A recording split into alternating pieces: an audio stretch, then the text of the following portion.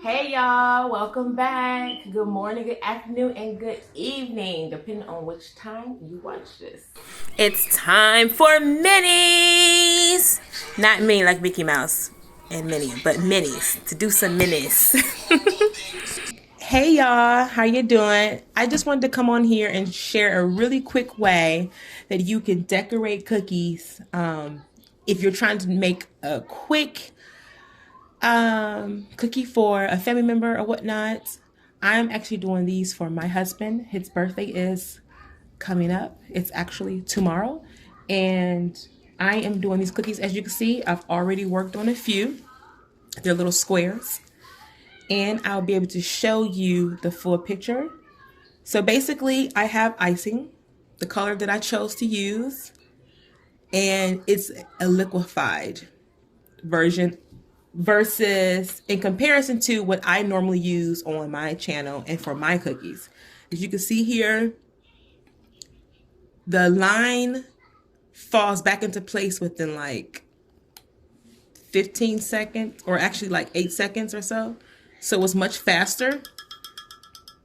So you consider like an 8-10 second flood. If you want a slower icing, which is what I usually use, about a 20 to 25 second flood. Now, these are small squares. You can do this method with any size cookie in a bigger container, but I only have a little icing. I don't have that many squares, and I'm going to basically show you. So basically, you want your icing to be thin when you're doing this. This is called the dipping method, okay? The dipping method. The icing will fall back inside. I have my cookie, and you see how thick and juicy and yummy it is. Yum, num, num. I'm going to basically try to keep my icing straight. I was trying to show y'all, but that won't be great right now. I'm going to keep my container straight, and I'm going to dip inside, okay? I'm going to make sure it goes in flat, and then pull straight up. But make sure you don't dip in too far. You see how I dipped in a little far on this side? So the side is wet. This side is great, perfect, okay? But now I have an unevenness. Now when I lift up, I'm going to shake a bit. I try to let some of it drop, shake it off a little bit, and then lift up, okay? And now I have this hump here, which is normal. Now, I don't do the dipping method literally probably once a year, to be honest. About once a year. Depends on what pre-sales I may have going on or what type of cookie. Right now, I'm literally just doing this as a quick. Okay, can you wait 1 second, please? Wait 1 second. And yeah, I do this. This is great when you're doing pre-sales, or if you're doing cookies and they're all uniform and they're going to look exactly, basically they're going to look exactly the same. Okay. Now I'm just taking my scribe and wiping off the excess icing right now. Again, you don't want this. Sometimes when you're flooding cookies with your piping bag, icing can drip over to the side, and you want to immediately wipe that away, okay? You want to get that away. But the great thing about the dipping method is that you want to get that, you can have an even surface. As you can see, I dipped it in, and the cookie is basically flooded. It's important to take your scribe or your toothpick, okay? You can see that better now? So it's flooded. Okay, take your scribe or your toothpick to make sure there are no bubbles. Excuse me, Anna Grace, please back away, please. Okay, no bubbles. So I'm gonna show you that one more time. Okay, so here I am. I'm back. Let me try to show you this at least one more time. Keep your scribe wet. Okay, I'm keeping my napkin here. It's wet. With this method, and these are a smaller cookie. I mean, literally, this is like a mini. I actually have some minis that are bigger than this.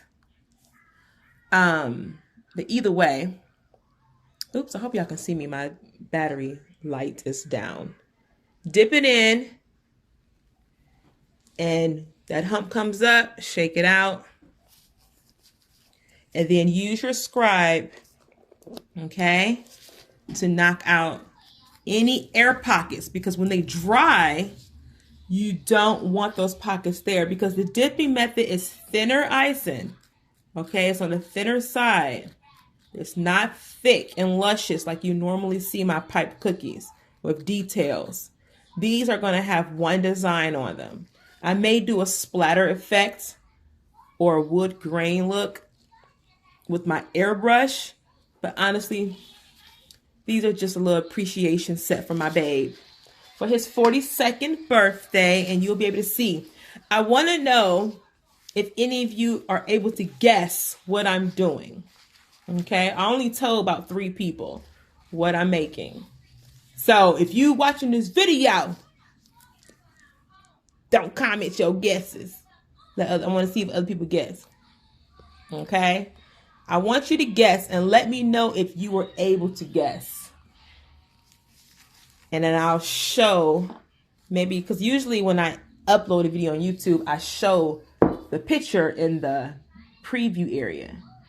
But I want to keep this video short, and you can fast forward to the end, or you can just watch and see. Oops, I'm dipping another one without even showing y'all. I'm sorry. You can watch and see. Dip, dip, dip, dip. Now see, this one is much better. You see that? This side, this side, this side. Ooh, turning this cookie around. This side. I hope y'all was able to see that. I literally was turning it, trying to make sure I don't drop the cookie. But trying to also show the sides of the cookie. That you don't want to go too far in because you don't want the cookie covered. I mean, you're not submerging the entire cookie. You're only getting the top of it, okay? And then you're going to have a little hump there. At least I do. And then you want to, again, go with your scribe. Get that hump out. Hump, hump, hump, hump, hump, hump. Get the hump out. Get the hump out. And this is a great tip for pre-sales. People, who are just learning how to decorate cookies can learn to do this way. And this is great for a wet on wet method as well. You can hurry up, dip some, and then go in with your other color, which is wet on wet. You do icing colors, one wet and another one. See, if I go in too fast, if I just dip and then pull it out too fast and then come out, you can see edges. But again, you can also just take your scribe and, move it around to the edges. But the thing with the dipping method, it reduces this time. It reduces the amount of time that you would have from the scribe to cookie. Okay? Really, you should just be taking the scribe to make sure there's no big air pockets there and flattening it out. Okay? The thinner the icing, yeah, the faster probably. But honestly, I don't like my icing too thin. I don't want it looking runny. I don't want the cookie to look flat, I like a little oomph in the cookies, okay? But I'm trying to hurry up and get this done because hubby does not know that I'm making him these cookies, and he is serving at church, and he texted me and said that he's done, and I was like, can you go to the store? Because I already started this. Literally, y'all know how it is. It's Sunday. I rarely do any work on Sundays, but during the holiday season, I'm already in the mindset and set up to do that. So I try to do a rest day on a separate day. Okay. Always get your rest time in. Then also, it's the season. 'Tis the season. Yay. Look at that one. That one's perfect. Okay.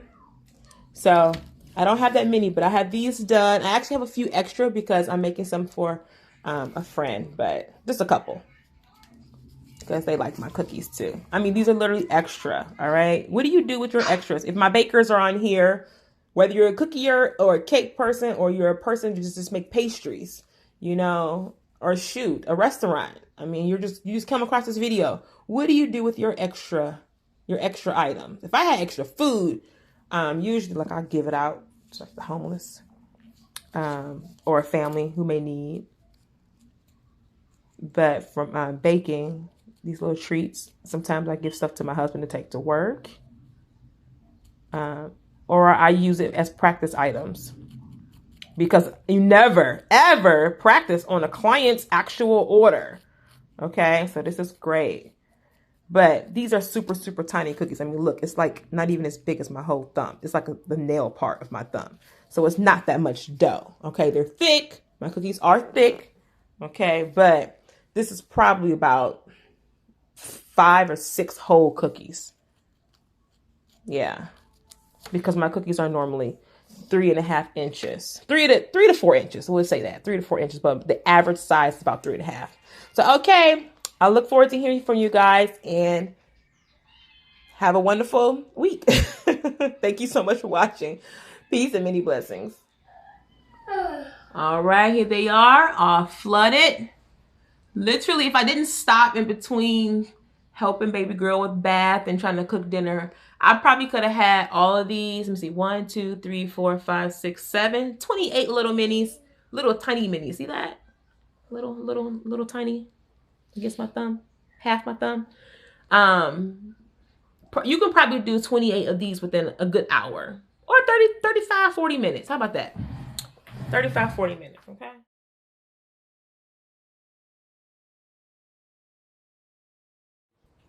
So once again, here was the before of all these little mini cookies.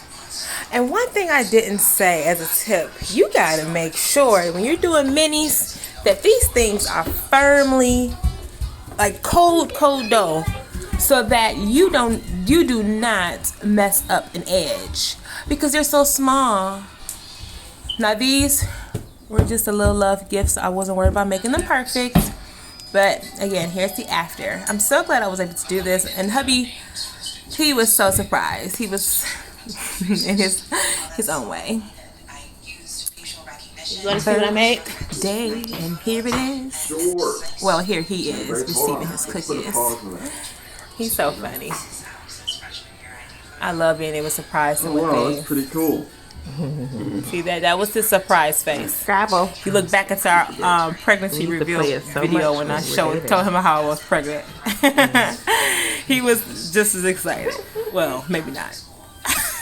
I don't want to play my husband, but he's not like me, and I'm expecting him to change and be like me, to be like, oh my goodness, this girl, I can't believe you did this. This is so cute, yada yada yada. He loved it, and I know he did. So yes.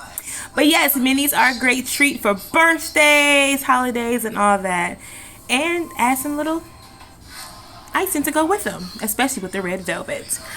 Thank you again for watching. Peace and many blessings, and Merry Christmas.